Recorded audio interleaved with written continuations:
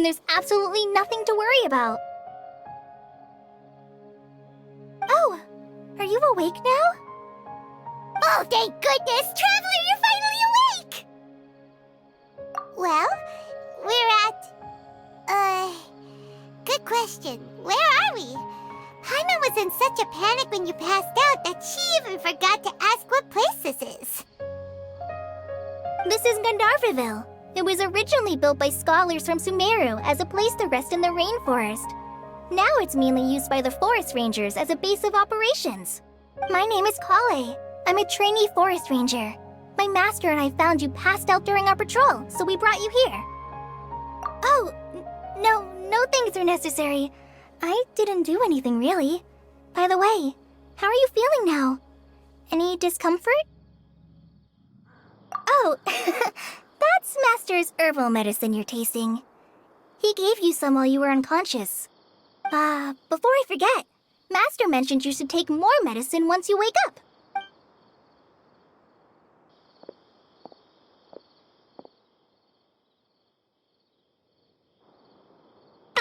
Whoops! Kale, what's the matter?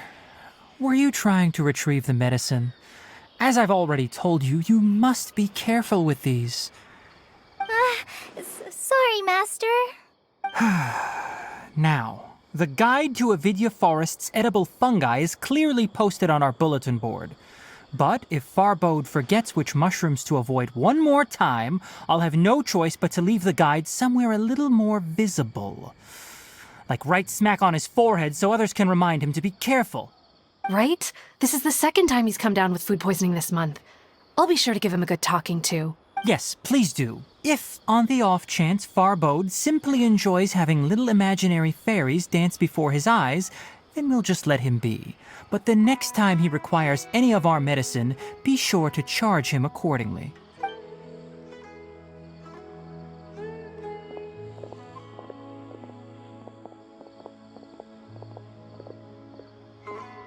So, how are you doing? Feeling better? Oh, this is my master, Forest Watcher Tainari. He's chief officer over all the rangers here in Gandharvaville. I already informed Paimon about the reason you fell unconscious earlier. But now that you're awake, let me explain it for you as it is common practice for Sumeru scholars of certain darshans to dedicate themselves to training and meditation in isolated areas, particularly the nearby forests. While meditating, they use a certain incense known as spirit borneol to help calm their minds as they enter a state of deep rumination. In hopes of asking directions, you two followed a scholar named Hypatia into her cave. The incense you smelled inside was the spirit borneol I just mentioned.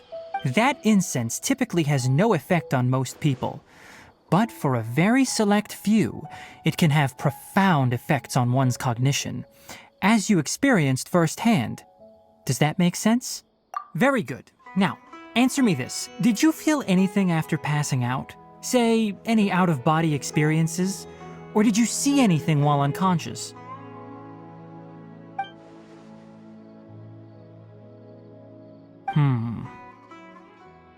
Kale, let the others know to stop bringing their patrologues here for now. Huh? Why? Because these two will be staying here for the next few days. They can have my room and I'll bunk with Amir. Now get a move on and be sure to do as I've said. Yes, Master Tainari.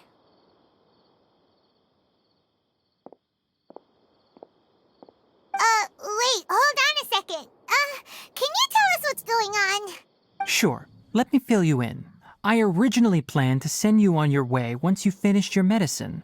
However, it appears now that you should stay a while longer in Gandharvaville for further observation while you recuperate. Further observation? No need to be hasty. As long as you have the capacity to judge between right and wrong, I promise that you'll understand the gravity of the situation once I explain everything to you.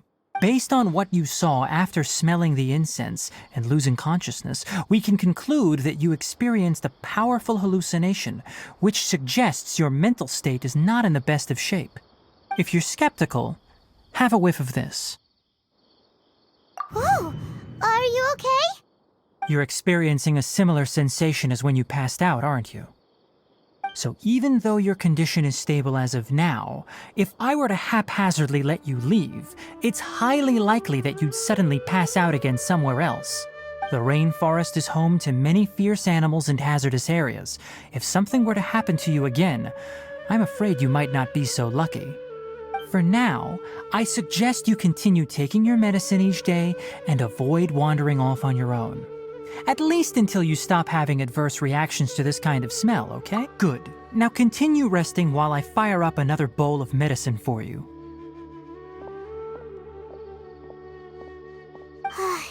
Seriously? We just arrived in Sumeru and we're already having problems left and right! Paimon knows we're set on meeting Lesser Lord Kusanali as soon as possible, but you really don't look too good. It'd probably be best to let you recover first. Hey! Are you even listening to Paimon? Paimon's over— What's weird? You mean how you're feeling now?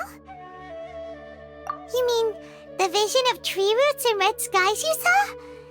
But if those weren't hallucinations, what could they be?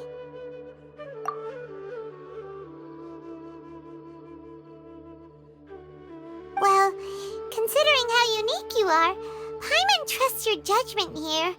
But why didn't you say anything about it to Tainari? If he misjudged your condition, then there's a chance you could get worse, right? Huh? You mean that Tainari already knows that what you saw weren't hallucinations? Oh, Paimon gets it now. That explains why you were so quiet earlier. Well, that settles it then. We'll stay here to rest up and figure out what's going on with your hallucinations. But it seems like asking Tainari might not be an option anymore. What do you think we should do? Good idea! Kale's pretty friendly. We can ask her tomorrow about what she knows regarding the Dendro Archon and customs in Sumeru.